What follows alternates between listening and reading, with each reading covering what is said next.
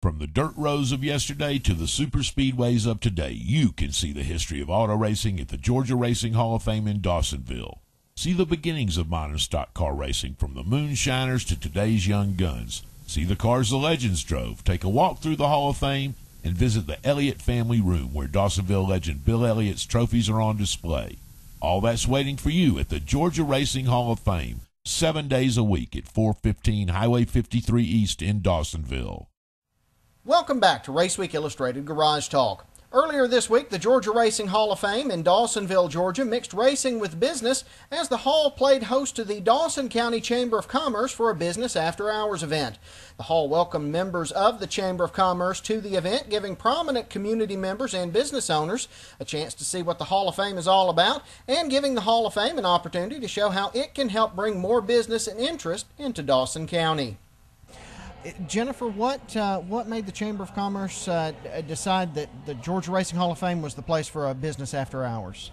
Well, you know, it is such a unique thing that we have here in Dawsonville, and located in the city and attached to our city hall and now the Moonshine Distillery.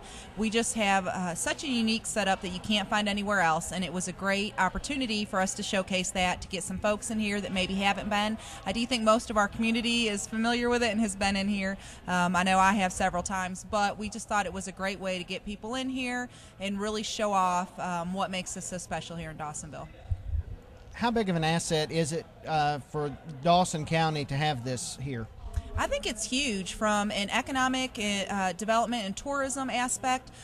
It's a huge thing to have something so big and so unique and specialized that people can come to from over, counties, statewide, countrywide, that hear about it. As you know, we've been on TV and many different programs and featured, and it's such a great opportunity for us to show what we're all about here in Dawsonville, and for us to have that asset is just tremendous for us. The more people that we can get to come in here to see what we've got, and a lot of these chamber members, although they've lived in the county for a while, this is their first time visiting. So this is just an opportunity for us to kind of show off. For more information on the Dawson County Chamber of Commerce, visit dawson.org online, and you can visit georgiaracinghof.com for more information on the Georgia Racing Hall of Fame. In racing action, Chris Buescher passed 9-time winner Frank Kimmel with 48 laps to go to score the ARCA Series victory Sunday at Toledo Speedway in Ohio. He had to not only hold off Kimmel, who is one of the series' all-time greats, but he also had to make it through 10 caution flags that ran 52 laps. It was the 6th win of Buescher's ARCA career. Grant Enfinger finished 3rd. Clint King was 4th. Tim Hessert rounded out the top 5. With all the talk about the younger drivers winning at tracks all over the country, it's nice to have a chance to talk about some of the grizzled veterans. And they don't get much more veteran than 88-year-old Pappy Powell, who scored the win in one of 2 bomber features at Senoia Raceway in Senoia, Georgia last week.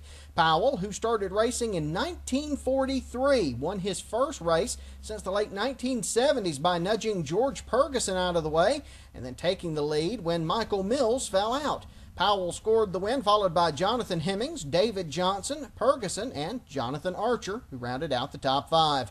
Other winners on the double night included Jonathan Hemmings in the 2nd bomber feature, Joe Armistead Jr. sweeping both late model features, Marcus Caswell and Chris Arnett in B cadets, Blant Duke and Clifton Moran in hobby stocks, and Brandon Bright and Joe Spencer in mini stocks.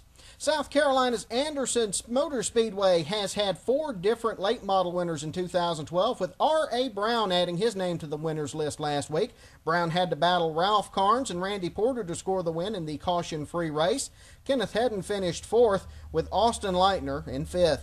Other winners included Lance Jones in BM Modifieds, Ben Kay in B Mini Stocks, Dylan Hall in C Mini Stocks, Barry Tolleson Jr. in Super Renegades, Ricky Burnett in Renegades, Tommy Davis in Front Wheel Drives, and Spencer Boyd in Legends.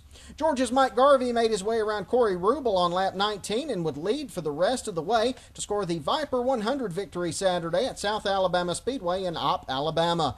Rubel held on to finish 2nd, with Chris Davidson 3rd, Brandon Bendell 4th, and Justin South in 5th.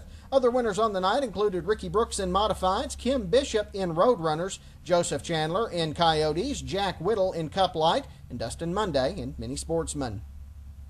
It was a big night for Hartwell, Georgia's Adam Partain, who scored his first career victory in the Young Guns division at Hartwell Speedway last week. Drew Collins ran second, with Mitchell Ledford in third, Austin Smith in fourth, and Travis Hubbard in fifth.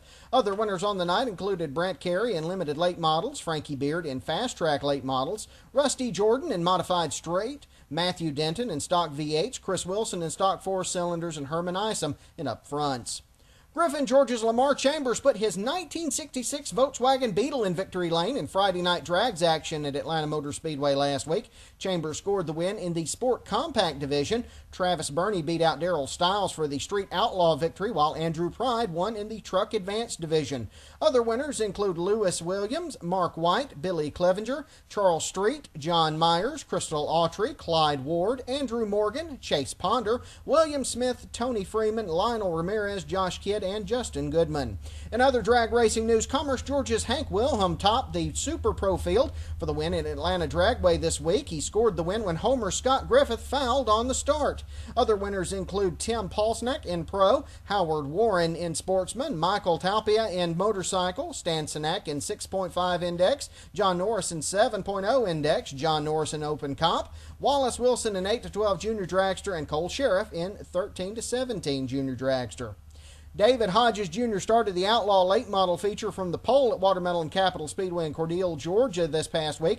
Hodges would turn that up front starting spot into his second victory of the season, with Billy Chansey second, Michael Davison third, Kyle McCallum fourth, and David Murphy rounding out the top 5. Other winners included Cody Hale in Enduro, Anthony Bustamante in Mini Stocks, Alex Coffey in Legends, Jensen Jorgensen in Bandolero Outlaws, Colin Youngener in Bandolero Barretts, and William Downs in Karts. Take a look at this wild ride at Dixie Speedway in Woodstock, Georgia. No, that's not a scene from Smokey and the Bandit. It's Daniel Ray going for a tumble in the cruiser feature. Ray, who is usually a demolition derby driver, was okay, but his police cruiser suffered heavy damage. Chris Neese scored the win. Meanwhile, Dale Thurman beat out Michael Page for the super late model victory. Chip Brindle finished third, Jody Knowles was fourth, and Frank Ingram was fifth. Other winners on the night included Matt Dooley in limited late models, Phil Coltrane in crate late models, Roy Patterson in Super Bombers, Chuck Paget in Econo Bombers, and J.J. Garrett in Pony Stocks. Philip Cobb had to do battle with Todd Alexander before he could score the late model win at East Bay Raceway Park in Tampa, Florida last week. Maverick Varnador would end up in second, with Roger Krause third, Frankie Erstein Jr. in fourth, and Dennis Williams in fifth. Other winners on the night included Eric Moon in street stocks, Daniel Woody in limited late models. Robert Kissam rounded out the night with a win in 4-cylinder bombers. Well, that's going to do it for us for this week, folks. We'll be back again with you next week for a look at the results from the World 600 at Charlotte, the Indianapolis 500, and the 10th anniversary celebration of the Georgia Racing Hall of Fame up in Dawsonville, Georgia. Remember, for the latest racing news, just check us out online at RaceweekIllustrated.com. Until next time, I'm Brandon Reed. We'll see you at the races.